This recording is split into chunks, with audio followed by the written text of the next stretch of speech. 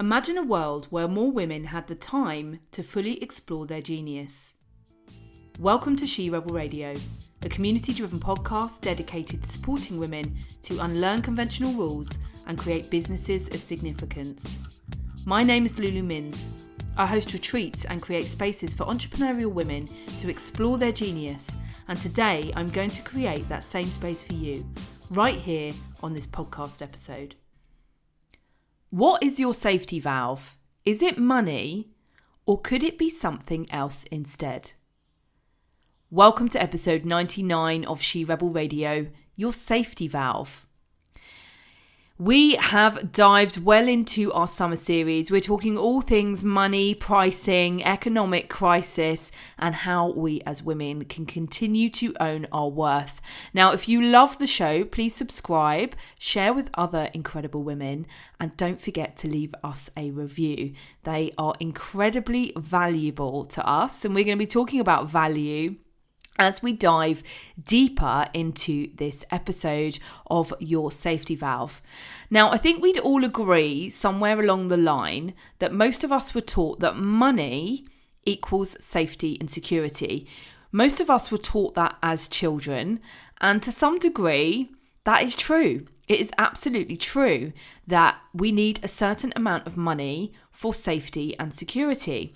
And particularly in America, there have been, I'm not sure if it was one study, I think there's been a few that shows, however, that if we earn up to around 50k and all those bases are covered for our safety and security, that are over that, earning 250k, 500k, a million, several billion, doesn't actually increase our happiness or our net joy, which is a really, really interesting fact. So once money has covered that safety and security, i.e. we're not worrying about how we pay those basic bills, our happiness does not increase. What we're seeing is, at the moment, safety and security, again, we saw this in the pandemic, and this is for a different reason, is being shaken to the root because the cost of living is increasing. The cost of those essential things are going up. And that all causes us, and that's often what a recession is people knuckling down and not spending the money that they have. And I was really interested in sharing with you, a little bit about my story in terms of this safety and security that comes from money, because money has changed as well. What's really interesting is we're going to look at that, how money has changed. And as this episode is called Your Safety Valve, a valve is something that opens and closes and controls fluid, how much is going in and how much is going out. And a safety valve is something that automatically stops or shuts off when, a certain amount of fluid goes in. It may be that we automatically do that when a certain amount of money goes in. And that's an interesting concept. But we're going to look at is what is, if we're chasing money, what would it look like if we chase something else instead? And we could keep that valve open because that's what we can create more of. Now, when I was a youngster, I was super shy, and I remember doing two school plays. I absolutely hated it. I hated being the centre of attention. One of them, my mum always used to laugh. I think I was about 4 or 5. I might have even been nursery. And I, in the school play, was a patient at a doctor's surgery. Those were the days when you used to go into the doctor's surgery and it wasn't an e-form, etc. And my only job as a little un was to share my name and my phone number. They were the only two things that I had to do. And I've got a vague memory of being absolutely petrified because I hated talking in public, believe it or not, and being the centre of attention. So I gave my name, and then when I was asked my telephone number, my response was, I got cut off. Because my parents, our home telephone, when we had those, had got cut off. And that would have been about 4 years of my parents into their business, as I shared as we kicked off the summer series, Accidental versus Intentional Entrepreneurs. They started their business at a similar, kind of age point to me. And it was when I was under a year old. So, they were a few years into their business, and obviously there was some financial struggles with that. And they were awfully embarrassed that I announced to the whole school year, nursery, etc., that our telephone had been cut off. There's that safety and security, right? There's that, that baseline of things that we all need to pay for, those basic needs. And that is something that I go through in Pricing with Integrity and making sure that your business meets those needs. But I digress, because I'm going to tell you more about that a little bit at the end, as I have done throughout this series. So that's one aspect, and of showing that safety and security. And the second aspect, I remember going into the bank, and this is because I've done a lot of work on my money story. I know it is much more common communication of particularly women in business talking about their relationship with money, and getting really, really interested as to those things that we were taught as children about money, or those like mini traumas or things that we experienced. And what's really interesting is we can notice the energy that our parents were perhaps in when we were growing up. And my parents used to also bank at NatWest, which is totally appropriate, given NatWest sponsored our International Women's Day series of She Rebel Radio. And I remember being at the bank with my mum. A number of times across the road from where we lived in Brighton. And again, there may be some concern about cash flow, all of that kind of thing. And I remember thinking, why don't they just print more money if more money is needed? And by they, I mean banks, governments, etc. Little did I know, because this would have been in the mid-80s, that that's exactly what they were doing. And that's exactly what they have been doing since the early 70s. Because prior to that, money was valued in accordance with either gold, I think it was gold initially, and then silver. Now, I'm no economic expert, but I've been doing a little bit of research around this because I find it really interesting in terms of where we find ourselves now, and also the lessons that we've been taught by parents, grandparents about money and our relationship with it, and how we can potentially change that. Because what's interesting about that's a massive reason why the value of money has massively gone down, because more and more of it's been printed, and the value of things such as food and energy and things that are more tangible is going up. And, those things that we sell on eBay and, physical things are really going up, including the price of silver. It's a much more rare thing now. It's valuable. So when we're chasing money, when we've been taught that it's our safety valve, isn't it interesting that it's something that's controlled by banks and government? It's something that we're not in control of, the value of, and we've all seeing that, we're all experiencing that. And many of us have lived through recessions before, but this does feel very different. We're now in the digital age. The pandemic really forced the issue of so many things being moved online. Banking has been for a number of years, but that even more so. Lots of high street banks closing down. And money's become even more intangible. It is literally a number on your phone. It's not physical cash in your hand very often these days, unless you go to a boot fair or something, which I did the other day, which was super cool. And, I used to work for my parents, so there was a lot of exchange of money. And I've been a bit worried at various points about the younger generation, because it's such an intangible thing now. It is just a number on a screen. But how can we actually use that potentially to our advantage is one question. And that's what we're here all about on She Rebel Radio, is asking the right questions. But also, what does that mean if money is still our safety valve, is the thing that we're endlessly chasing? Even when we hit that 50k mark, even when you're there, that you continue to chase money, which government and banks can change the value of overnight. To me, that means we can end up in another empty destination, which is not a place that we want to be. We can be in the position that we're always wanting more, that there's never enough, and we're continuing to chase this thing that's become less material and more intangible, which means that often it can become more spiritual in that sense.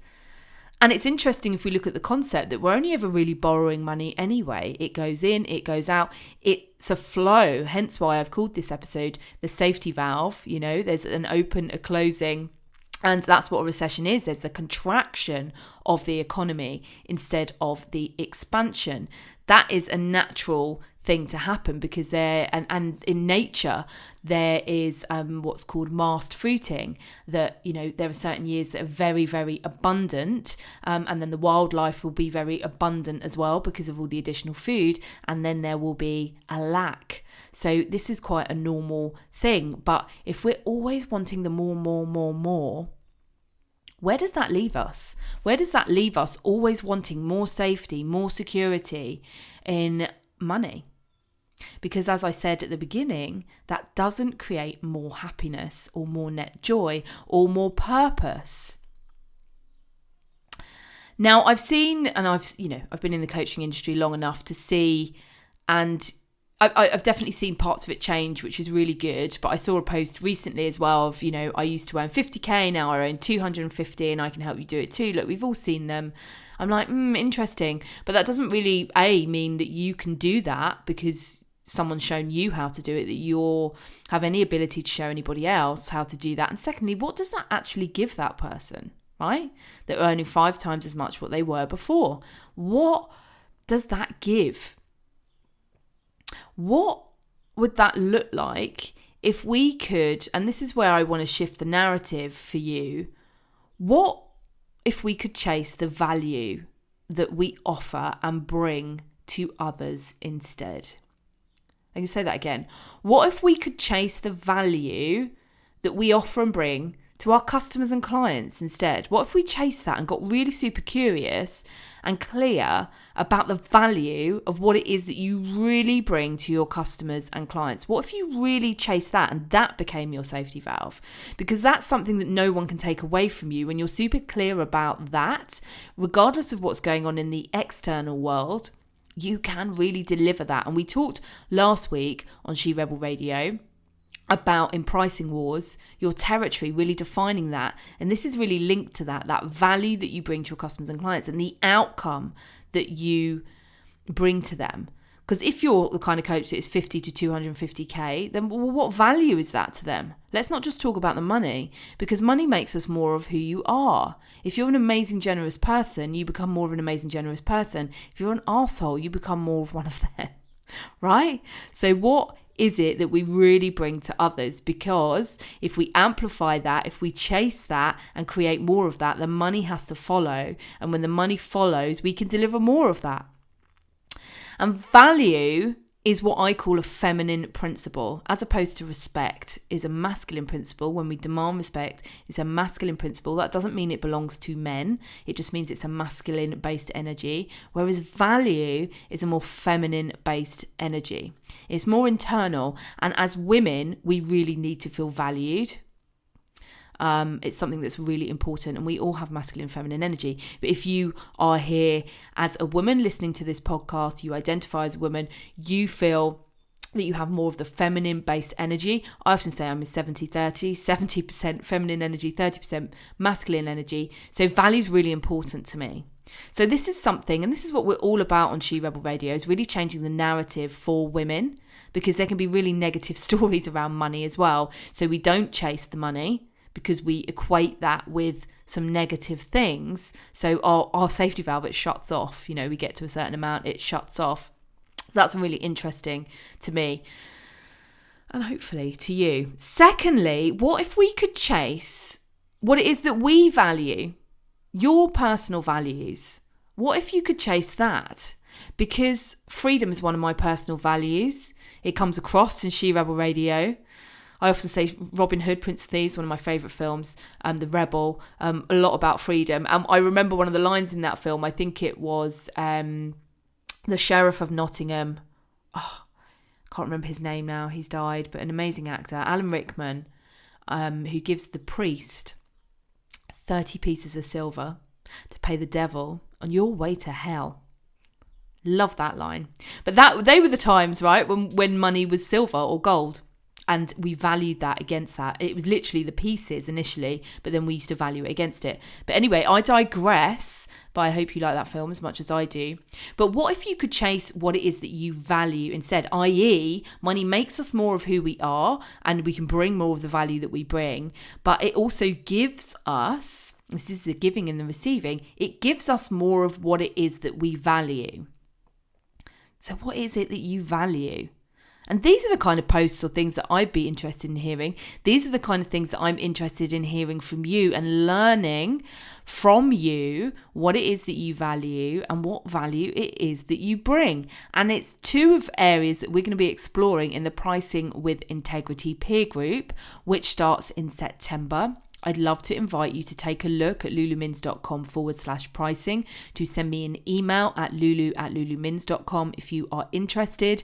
We can have a 30-minute connection call, see if it's a good fit for you, the right time for you, whether you're in the right place in your business to get the real value of what I bring to the Pricing with Integrity peer group, where you get a 7-part exclusive audio content self-study course and workbook as well.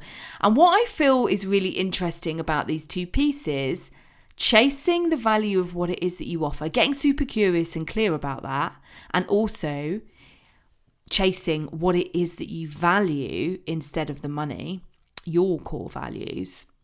These are things, if these were our safety valve, if these were the things that made us feel safe and secure, knowing that real depth of value that your customers or clients receive from you, and knowing what it is that you really value and that you really want expansion of and more of. And yeah, we can pick the obvious things, but I'm talking about really going deep with this stuff. That is something that no one can ever take away from you, despite what is going on in the external world, despite what's going on in the economy, and chasing this ever elusive money, which can change, which someone can take away from you, which you can live in fear of, that's going to happen. Whereas if you really have that inner knowing and strength of A, the value you bring, and B, the value that you want and need, then so many things change. That can be your true safety valve. And that, I think, with collective consciousness, with this bigger awareness and awakening which is happening in the world, is where we really need to change our narrative and our relationship with money, right? Rather than it being this safety and security, this tangible thing, which it no longer is, that the governments and the banks have control over, which we're seeing. Even my phone bill went up because the government have said that, they can pull whatever off, all these caps, and we're seeing it with energy. We're all preparing ourselves for the winter and stuff, which is always an invitation. The pandemic was an invitation for us to do the deeper work, to find that safety and strength within ourselves and not look for it externally, because this is no longer going to work. This is the old paradigm. It's the old way.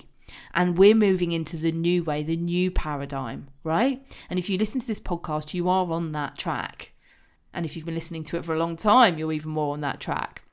So that is your safety valve. If you want to deepen this work with me, check out lulumins.com/pricing. Email me at lulu@lulumins.com, and let's talk about pricing with integrity. You can have a 30-minute connection call with me, see if it's a good fit. I've been Lulu Mins. This is She Rebel Radio and your safety valve. As I've said previously, please do leave us a review, subscribe, and share it with other amazing women. I'm going to be back next week for episode 100, whoop whoop, as we move into near our birthday month, and we're going to be talking about being the girl with the most cake. So make sure, or being the woman in fact with the most cake, that you check out next week and listen to the rest of the summer series of She Rebel Radio. It's an honour to be with you as always. Have an amazing day, and we will speak soon. You've been listening to She Rebel Radio. It's been an honour to support you taking the time to discover more of your genius. If you'd like to attend a retreat or work with me, please do visit lulumins.com and feel free to further the conversation with me and other incredible women on the usual social media platforms.